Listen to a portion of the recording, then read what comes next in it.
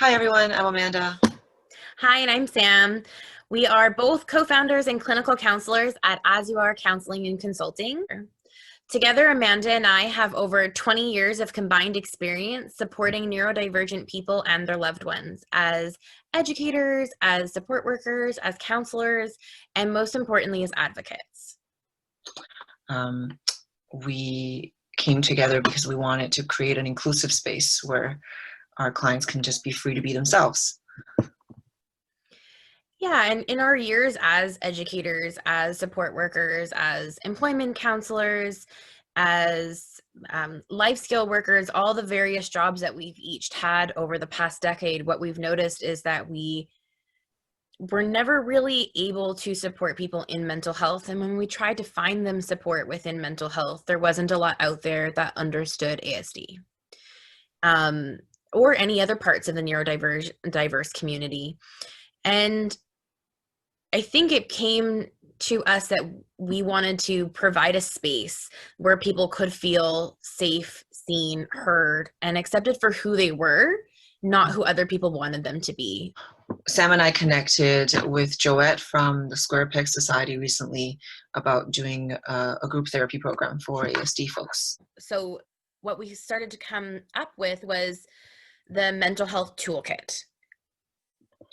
Yeah, we will go into a bit more detail into what we mean exactly by mental health toolkit, but I can say right now that the special part about this group is that we are focusing on building a toolkit that's specifically to you. So together as a group, we'll explore different themes and tools, but each person's toolkit will look quite different depending on what it is that works best for them and what kind of scenarios or experiences that they're hoping to use the tool to help them with. So our group therapy is set up so we're going to do 4 separate sessions and 1 session every second week. And each session has its own theme, and each session is also coupled with its own tool for the toolkit. So basically the themes that we go through, we get to practice using that tool through the whole session. So the first part of the session is a little bit of psychoeducational bits where we chat about what the theme is. So for example, what does life look like in COVID now? How are we dealing with that change? And that would be coupled with a tool. So the tool that we might be chatting about might be mindfulness. So how do we apply mindfulness to these big transitions that are going on in our life? So we're both learning and talking about the tool, and we're also having some meaningful discussions around our personal experiences in each session.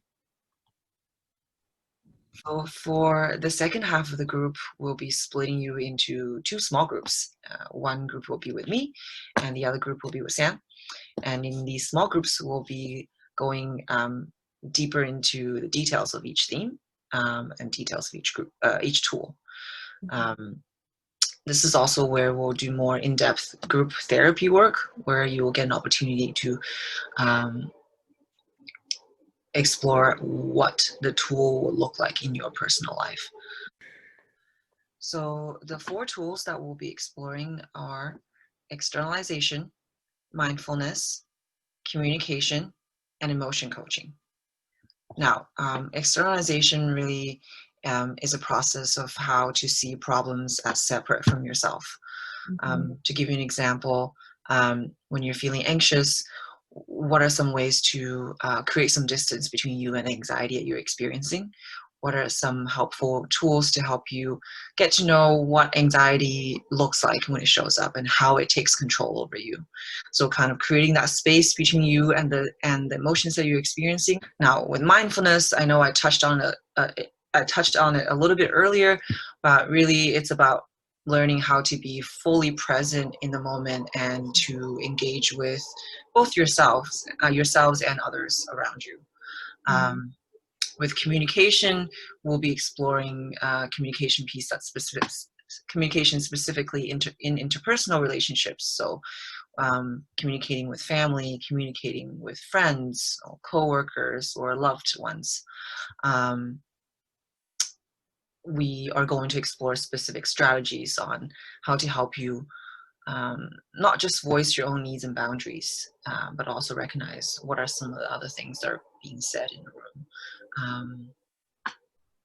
The fourth one is emotion coaching. So in essence, how to recognize and process feelings and experiences in ourselves as well as others. I know it sounds a bit vague right now. We will get into more details in our specific sessions. Yeah.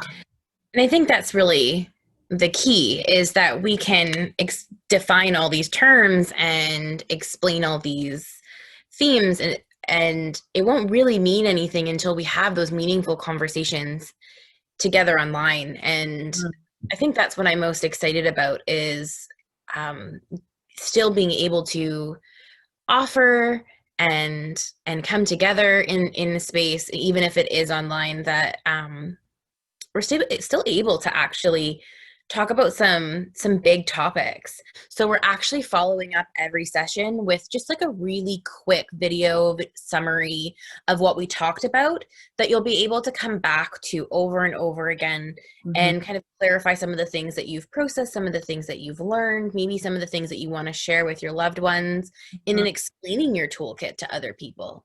You can say, this is what I want to practice. See, this is what Sam and Amanda said in session that day, and you share your summary, and you can kind of ask yourselves, how can we apply this to the house? How can we apply this to our relationships with our partners, with our friends, with our grandparents, with our children? So it gives a lot of opportunity to take the learning a little further.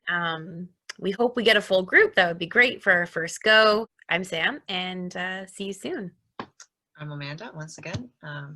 Like what Sam just said, I'm really excited about this. And yes, also like Sam said, if you have any questions, feel free to reach out to either Joette or ourselves.